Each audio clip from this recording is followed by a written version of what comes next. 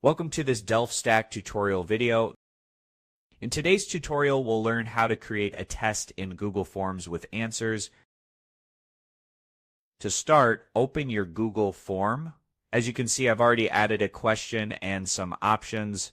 Go to Settings and make sure you turn on the option called Make This a Quiz. You can also set grades to be released immediately after each submission. Make sure the correct answers option is enabled, then go back to the Questions tab.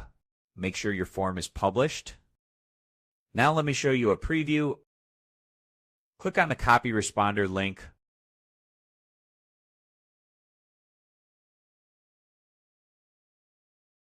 Once I'll fill out the form, click Submit, then click View Score. Here you can see the correct answers. This question was answered correctly, so it earned a point and is highlighted in green. This question was answered incorrectly, and the correct answer is shown in blue. The same applies to any other incorrect answers. Tests can include multiple question types, such as multiple choice, checkboxes, or drop-downs. That's it. You've learned how to create a test and assign correct answers in Google Forms using the quiz feature.